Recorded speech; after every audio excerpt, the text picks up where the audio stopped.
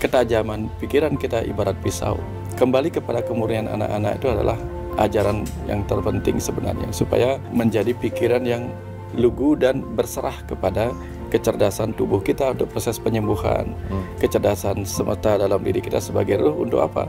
Untuk mempermudah kita mencapai apapun, mau kesehatan, mau kesuksesan, apa saja gitu.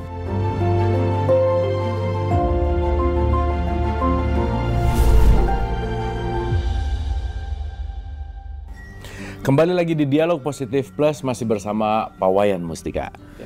Pak Wayan, kita bicara dalam kesehatan ya, ini jadi kepikiran tentang anak kecil Pak Wayan. Kan gini, bayi lah ya katakanlah, kan ada afirmasi penyembuh gitu. Dan saya pernah baca buku bahwa pikiran bisa membuat sakit, tapi juga pikiran bisa membuat sehat gitu. Nah, ini anak bayi ini kan belum bisa mikir gitu ya, dalam tanda petik ya.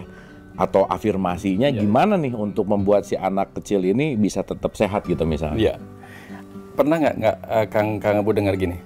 Kalau ndak bisa membantu, setidaknya jangan mengganggu. Oh oke. Iya. Nah, kenapa orang butuh afirmasi? Kenapa orang dewasa butuh afirmasi untuk membuat dia cepat sembuh? Karena pikiran sering mengganggu, Kang Abu. Sehingga diajarkan dia mendukung sistem imunnya dengan afirmasi.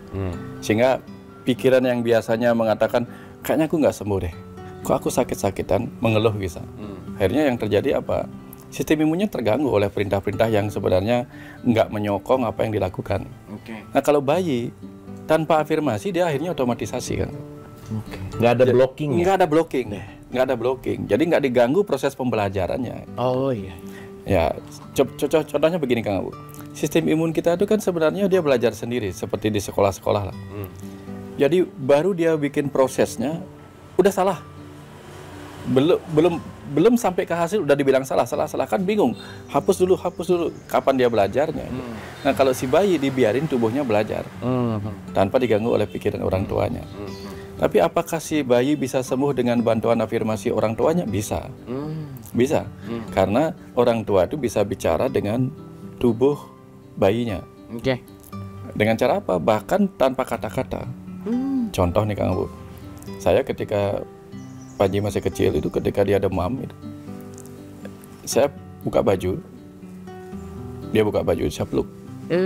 Nah, di situ saya bicara pada tubuhnya, sini bawa demammu gitu. Ya. Jadi kita menyerap demamnya gitu.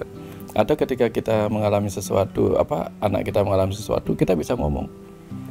Nah, once kemudian Panji mulai agak bisa melakukan afirmasi, Panji kan sering bersin itu, sering sesak kalau olahraga. Saya sudah melakukan afirmasi di usia dia mungkin kelas 4 mungkin ya. Tapi sekarang udah enak, udah nggak pernah lagi kumat gitu.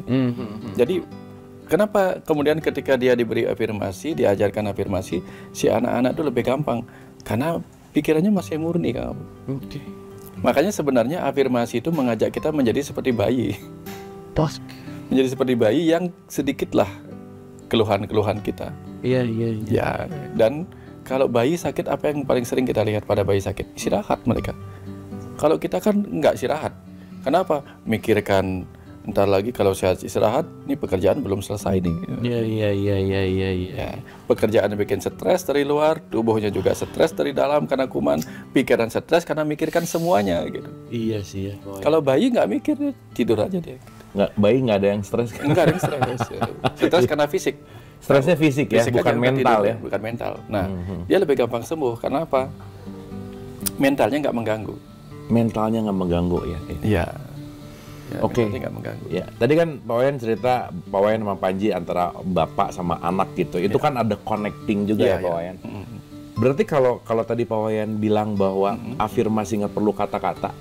Let's say ya Pak Wayan ini bicara tentang anak gitu. Berarti kekewasan pikiran, vibrasi orang tua itu nyerap juga ke anak loh. Oh iya, pasti. Ya, dari dalam kandungan sudah diserap kok.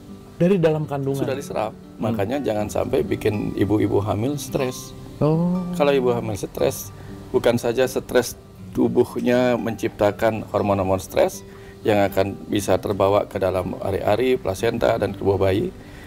Jantung ibunya yang berdetak kencang juga terasa oleh bayi sebagai energi suara pertanda kesetresan. Nah, maka kadang-kadang jangan heran Kak Abu, ketika ibunya lagi sakit, ibunya lagi stres oleh permasalahan kehidupan, si bayi yang kita kira nggak tahu apa-apa juga bisa bantu kita loh Kang Abu. Kadang dia membuat si ibu tuh melupakan semua itu dengan senyumnya. Iya. Dengan senyumnya dia akhirnya si ibu bisa tersenyum karena bayinya tersenyum gitu. Nah, artinya ada interaksi sebenarnya antara kita dengan anak kita. Nah, bukan hanya dengan itu Kang Abu, kita bisa bantu anak orang lain. Nah, kalau kita mau, cukup dengan apa? Visualisasi. Saya pernah melakukan itu untuk anak orang lain yang sedang mengalami kondisi yang ya lumayan parah lah, karena dia kena demam berdarah atau apa itu. Ya, saya afirmasikan, saya visualisasikan trombositnya naik dan seterusnya, yang kondisi sudah masuk ke ICU. Jadi semuanya tersokong. Obat-obat di ruang ICU, kemudian dokternya, seluruh kecerdasan tiba-tiba saling bantu-membantu, gotong royong. Ditambah kita dari jauh, nah itu fungsi doa. Tapi kan kebanyakan kita doanya kan Allah. Allah siapa? Allah kadar. Semoga cepat sembuh ya, semoga cepat sembuh. Itu juga basa-basi sih biasanya. Basa-basi makanya. Ya, karena basa-basi jadi ya basi.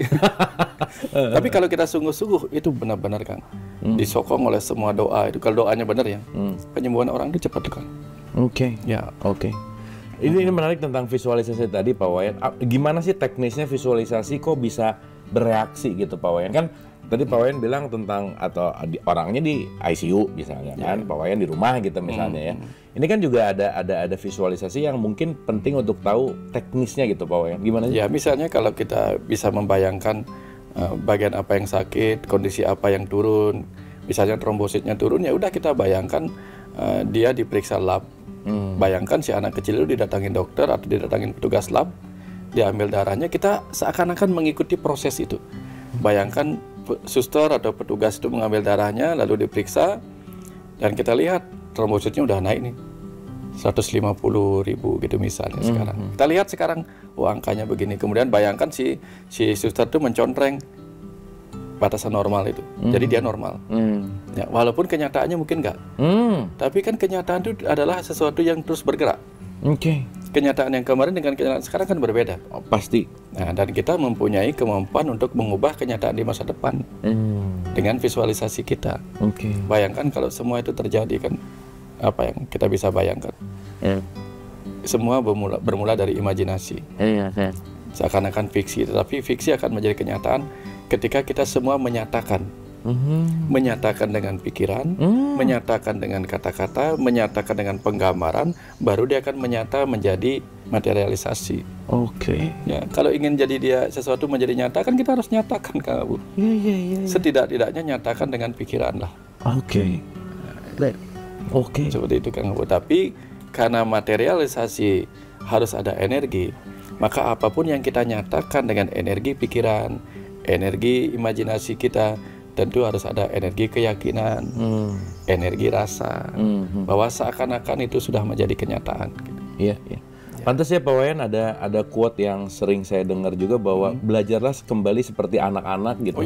Di mana waktu itu ya kan kalau anak kecil kan ya ini dari baik ke anak kecil gitu ya. Berantem nggak lama Pak Wayan, kesel nggak lama gitu. Berarti semakin kita katakanlah menua atau mendewasa, kita meninggalkan dalam tanda petik sifat anak-anak yang lepas, kemurnian, yang polos ini, karena mungkin kita udah ditambahin ini pikiran, banyak pagarnya kita. Nah, gimana tuh Pak Wayan?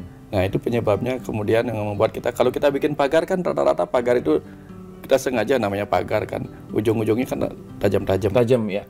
Kadang kecerdasan pikiran kita yang disebut ketajaman akal budi itu bisa berbahaya juga.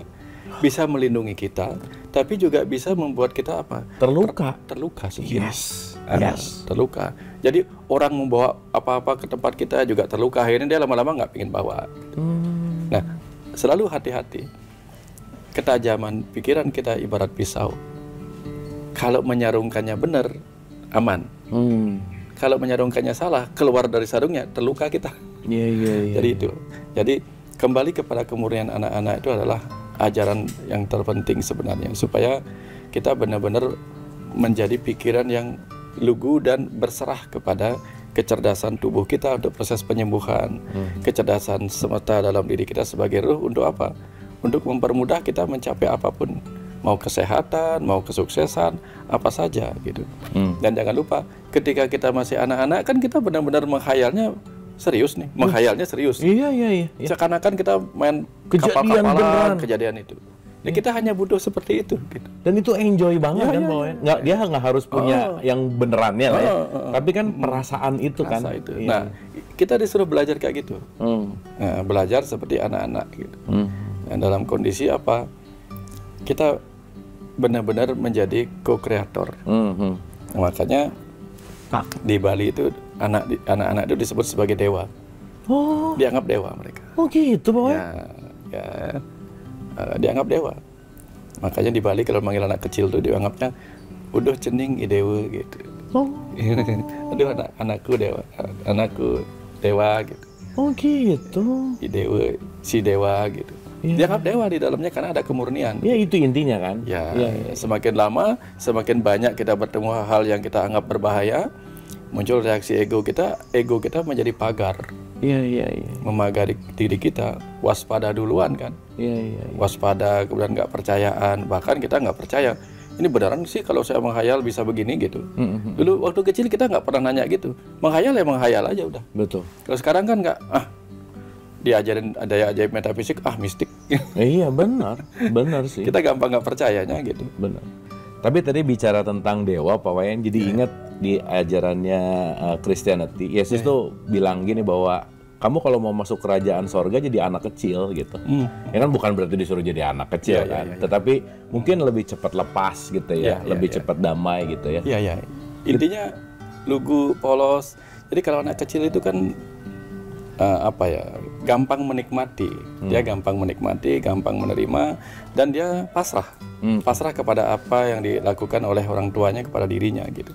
Nah di Islam kan juga ajaran kepasrahan itu seperti membawa ke arah itu kan. Ke arah menjadi orang yang lugu, yang polos gitu. Karena kalau sudah demikian tuh kita gampang menikmati apa yang di usia dewasa ini seringkali kita nggak nikmati gitu. Oke. Dulu kita disentuh kalau bayi digelitik kan kita senang. Iya. Sekarang digelitik marah. Iya. Benar. Ya. Oke, jadi balik ke bayi Pak Wayan. Jadi faktor bayi kenapa atau terafirmasi karena belum ada otomatisasi, belum banyak terganggu. Belum terganggu gitu ya. Intinya itu ya Pak Wayan. Oleh reaksi-reaksi ego. Oke. Makanya ajaran agama itu kan sebenarnya menyuruh kita mengendalikan ego kita supaya nggak membuat kita menjadi orang yang malah dikontrol oleh ego, kesurupan ego gitu. Kesurupan itu. Nah kalau kita bayi kita kesurupan dewa. Dewa itu artinya deep cahaya.